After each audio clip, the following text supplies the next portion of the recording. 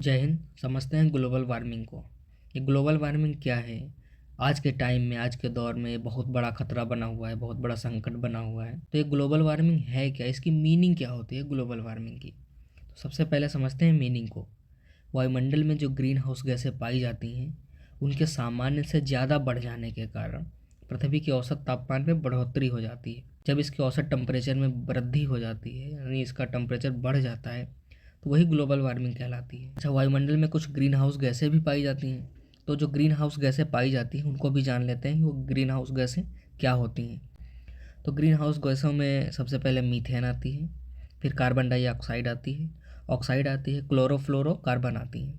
ये सभी green house गैसें हैं। ग्लोबल वार्मिंग है क्या? ये प्रश्न तो आपके मन में उठता ही होगा कि भाई ये किस प्रकार से होती है, कैसे होती है, इसके पीछे का रीज़न क्या है ना? तो ऐसे सारे सवाल आपके मन में भी आते होंगे, तो उन्हीं पे हम आज डिस्कस करेंगे। तो देखिए, जो ग्लोबल वार्मिंग रहती है, ये मानवीय गतिविधियाँ हैं। मतलब जो मनुष्य गतिविधियाँ करता है, जैसे बहुत सारी गतिविधियाँ हैं, इनको हम आगे समझेंगे। तो मनुष्य के द्वारा जो गतिविधियाँ की जाती हैं, जिनमें से मुख्य रूप से है कार्बन डाइऑक्साइड का उत्सर्जन, मीथेन का उत्सर्जन, है ना? ये सब कारण हैं जो पृथ्वी का टेम्परेचर बढ़ा देते हैं। कार्बन डाइऑक्साइड और ये जो मीथेन रहती है, ये ज़्यादा से ज़्यादा जब हम गाड़ियों का यूज़ करते हैं, जो डीजल पेट्रोल का यूज़ करते हैं, है ना, कोयले का जलाते हैं, या ये जो न्यूक्लियर पावर प्लांट में हमारा कोयला यूज़ होता है, उससे इलेक्ट्रिसिटी बनती है, वो भी कहीं ना कहीं इसमें इसको बढ़ाने में योगदान दे रहा है ना? तो वो भी कहीं ना कहीं एक रीजन है इस टेम्परेचर को बढ़ाने में, कार्बन डाइऑक्साइड गैस के उत्सर्जन में। ये कोयला जो जलता है, ये देखे होंगे आप, काली काली राख उड़ती है। तो मानव के द्वारा एक्टिविटी ज़्यादा की जाती है, उनका जो डीजल पेट्रोल गाड़ियाँ है ना, ये सब चलाई जाती हैं, तो इनसे कहीं ना कहीं प्रदूषण तो होता ही है।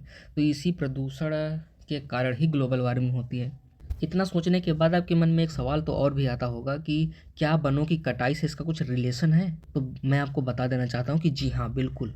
वनों की कटाई से इसका पूरा पूरा रिलेशन है। ये पूरी पूरी तरह से रिलेट करता है। ये जो पेड़ पौधे रहते हैं, ये कार्बन डाइऑक्साइड को सोख लेते हैं और हमें स्वच्छ ऑक्सीजन देते हैं। देखिए, जब पेड़ों की हम कटाई कर देंगे तो कार्बन डाइऑक्साइड सोखेगा कौन, खींचेगा कौन? जब ऑक्साइड कार्बन डाइऑक्साइड ज़्यादा हो जाएगी तो वार्मिंग जैसी समस्या आ जाएंगी। तो इस टाइम क्या हो रहा है कि जो पेड़ पौधों की कटाई है ना, मतलब जो जंगलों की कटाई है, वो बहुत ही ज़्यादा ज़ोर शोर से चल रही है। जब पेड़ों की कटाई हो जाएगी, पेड़ों को काट दिया जाएगा, तो कार्बन डाइऑक्साइड को सोखने वाला कोई बचेगा नहीं, उसको खींचने वाला। जब उसको खींचेगा नहीं तो हमें ऑक्सीजन कहाँ से मिलेगी? तो इसलिए हमें पेड़ों की कटाई को रोक देना चाहिए। हालांकि इस पे गवर्नमेंट भी काम कर रही है, वो भी रोक रही है। वृक्ष लगाओ, जीवन बचाओ, ये ऐसे सारे अभियान चला रही है। तो हमें भी इसका सहयोग देना चाहिए, पेड़ों की कटाई को रोकना चाहिए और नए नए वृक्ष लगाने चाहिए, जिससे ज़्यादा से ज़्यादा मात्रा में पेड़ हो और हमारी जो कार्बन डाइऑक्साइड जैसी गैसें हैं, ये कन्वर्ट हो सके ऑक्सीजन में। देखिए, जब पृथ्वी का टेम्परेचर बढ़ जाता है तो सबसे पहले तो हमें ज़्यादा गर्मी का एहसास होने लगता है ना? जब ज़्यादा गर्मी होगी तो जो ग्लेशियर रहते हैं, जिस पे बर्फ़ जमी है बहुत सालों से, बहुत लंबे दिनों से, मतलब पता नहीं कितने दिनों से, जहाँ पे बर्फ़ जमी है, जब टेम्परेचर बढ़ेगा पृथ्वी पर तो जाहिर सी बात है ग्लेशियर भी तो पृथ्वी पर ही हैं, उनका भी तो टेम्परेचर बढ़ेगा।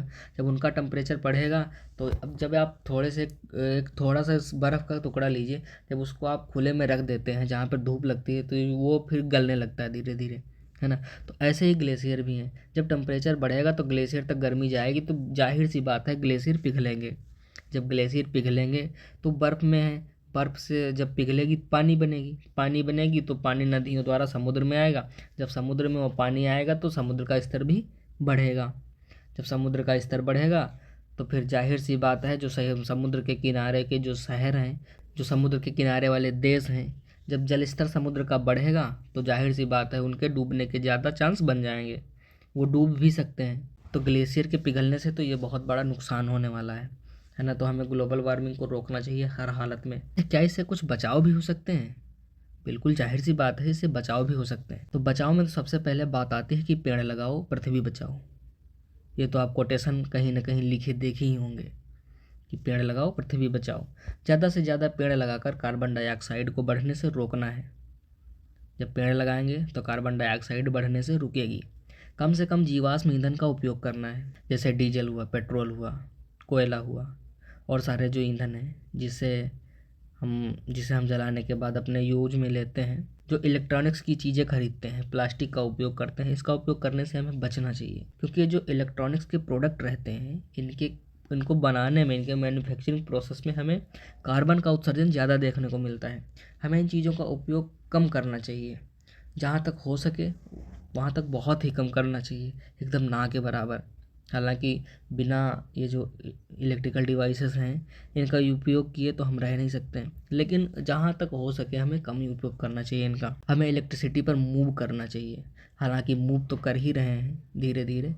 इलेक्ट्रिक गाड़ी आ गई हैं, इलेक्ट्रिक स्कूटी आ गई, इलेक्ट्रिक बाइकें आ गई हैं। हम इलेक्ट्रिसिटी पर मूव तो कर रहे हैं, लेकिन इसके साथ हमें अवॉइड करना चाहिए ये डीजल पेट्रोल जैसी गाड़ियों को, है ना। हमें इलेक्ट्रिसिटी पर मूव तो करना चाहिए। तो ये कुछ पॉइंट हैं जो ग्लोबल वार्मिंग से रिलेटेड हैं। सो आई होप इस वीडियो में दी गई जानकारी को आप समझ पाएँ।